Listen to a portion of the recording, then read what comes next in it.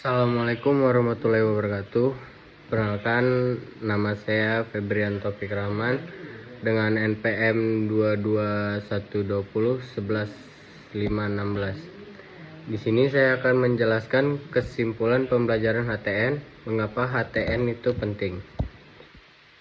Kesimpulan hukum tata negara yang telah dipelajari lewat penjelasan Bapak Zulkarnain Ridwan sebagai dosen pengampu mata kuliah hukum tata negara, menjelaskan secara detail dan terinci seperti pengertian dan definisi dari hukum tata negara. Sumber hukum tata negara Indonesia, terdapat juga konstitusi yang wajib dipelajari sebagai materi pokok dari hukum tata negara. Terdapat pula sejarah ketatanegaraan Republik Indonesia, bentuk dan kedaulatan Republik Indonesia menurut Undang-Undang 1945, negara hukum dan demokrasi, kelembagaan negara, pemerintahan daerah, kewarganegaraan dan keimigrasian, hak asasi manusia, lembaga perwakilan dan peradilan tata negara. Saya akan merangkum materi-materi tersebut melalui bingkai pengantar hukum tata negara yang singkat, padat, dan jelas. Sebagaimana melalui sumber literasi yang telah saya baca dari buku ajar Hukum Tata Negara yang ditulis oleh tim dosen HTN FH Unila dan buku sejarah Hukum Tata Negara yang ditulis oleh Bapak Dr.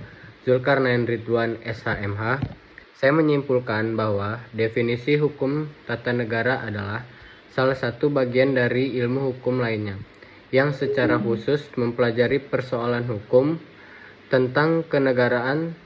Terdapat himpunan peraturan hukum yang mengatur organisasi dari sebuah negara, hubungan tentang lembaga-lembaga negara dan konstitusi negara sebagai dasar hukum tata negara, dan hubungan antar subjek hukum tata negara. Hukum tata negara sendiri memiliki arti luas dan juga arti sempit.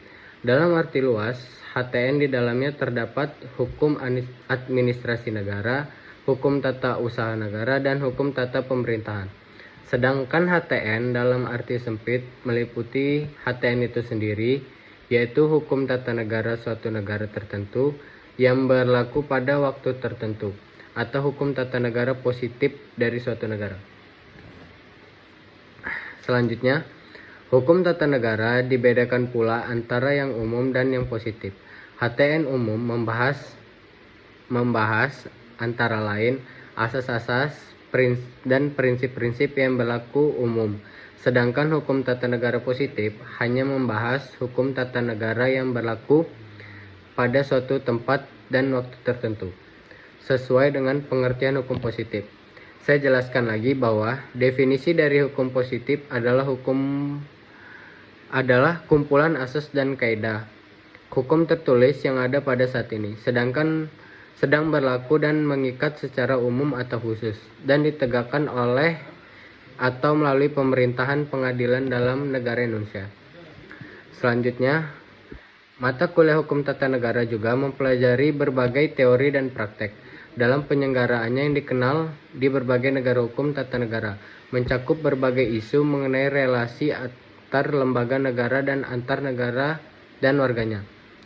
Bagaimana negara ditata, diorganisasikan, dan juga dikelola dalam mencapai tujuan negara, meskipun tidak semua negara memiliki satu konstitusi tertulis. Organisasi negara pada umumnya didokumentasikan dalam sebuah undang-undang dasar yang berlaku sebagai hukum yang mendasari negara itu. Karena itu, hukum tata negara dikenal juga sebagai Constitutional Law, yaitu sebagaimana dasar-dasar pengaturan mengenai negara disusun, dipraktikkan, dan berkembang. Dan selanjutnya, di sini saya akan menjelaskan materi yang saya sukai, yaitu sejarah ketatanegaraan Indonesia. Mengapa saya menyukai materi tentang sejarah ketatanegaraan?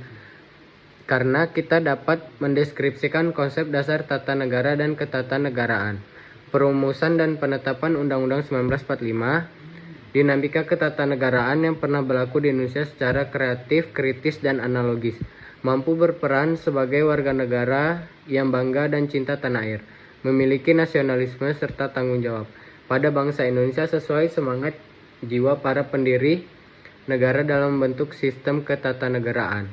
sebagaimana tercermin dalam Undang-Undang 1945.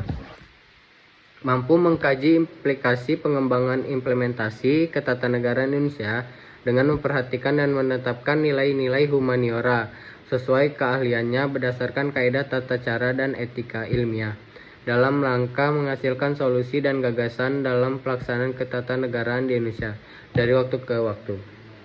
Selanjutnya, mengapa kita harus belajar sejarah ketatanegaraan Indonesia? Karena kita dapat mempelajari di dalamnya tentang memahami proses terbentuknya ketatanegaraan Republik Indonesia, memahami pelaksanaan ketatanegaraannya pada masa demokrasi liberal, memahami ketatanegaraan Republik Indonesia dan perkembangan sistem politik pada masa demokrasi terpimpin, memahami ketatanegaraan Republik Indonesia dan perkembangan sistem politik pada masa Orde Baru, memahami kita negara Republik Indonesia dan perkembangan sistem politik pada masa reformasi, menelaah budaya politik dan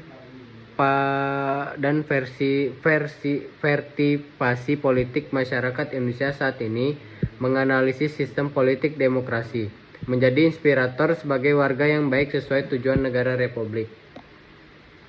Dan sebagaimana yang saya kutip dari buku Ajar Hukum Tata Negara yang ditulis oleh tim dosen HTN Eva Unila, Indonesia lahir dari perjuangan bangsa Indonesia yang diproklamasikan pada 17 Agustus 1945. Sejak tanggal tersebut, sistem ketatanegaraan di Indonesia mengalami fluktuasi dari waktu ke waktu, sesuai dengan kondisi bangsa negara yang dihadapi pada waktu itu. Fluktuasi ketatanegaraan Indonesia dapat dilihat baik sejak awal kemerdekaan maupun pasca amandemen Undang-Undang Dasar Republik 1945. Secara garis besar, yang kita ketahui, sejarah ketatanegaraan Indonesia yang berkembangnya dapat dibagi menjadi 4 periode, yaitu 1.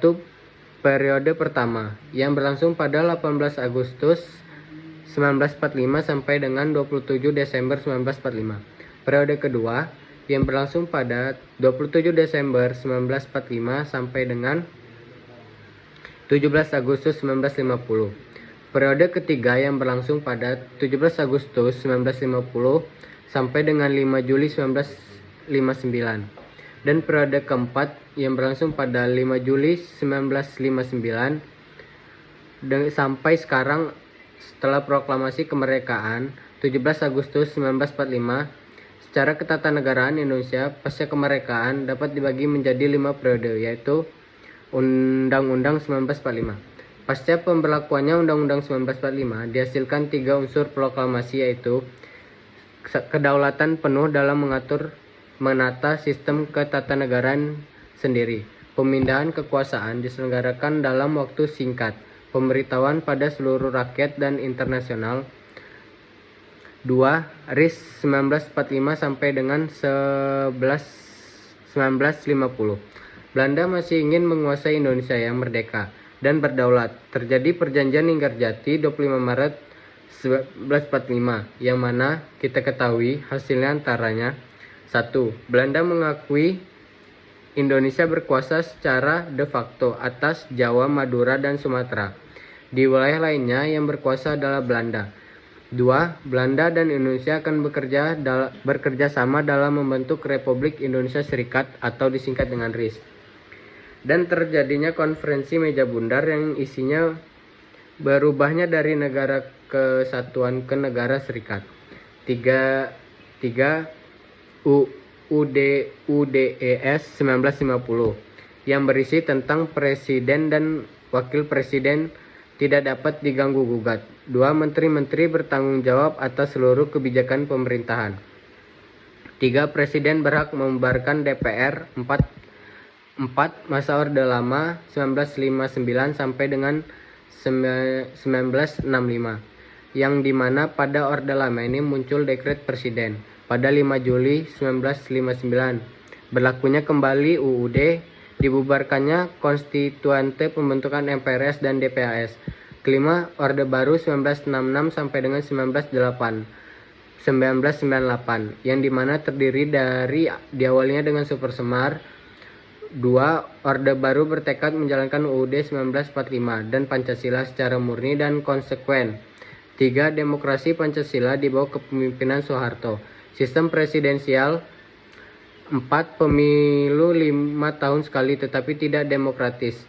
5. Kuatnya kekuatan presiden dalam menopang dan mengatur seluruh proses politik. Terjadi sentralistik kekuasaan pada presiden.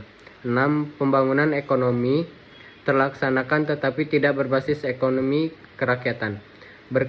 Perkembangan ketatanegaraan yang semakin pesat akan berpengaruh secara signifikan terhadap ketatanegaraan dari suatu negara. Itulah sejarah ketatanegaraan Indonesia dan berkembangnya. Semoga informasi yang bermanfaat, dan hanya itulah alasan saya mengapa saya menyukai materi tentang sejarah ketatanegaraan Indonesia.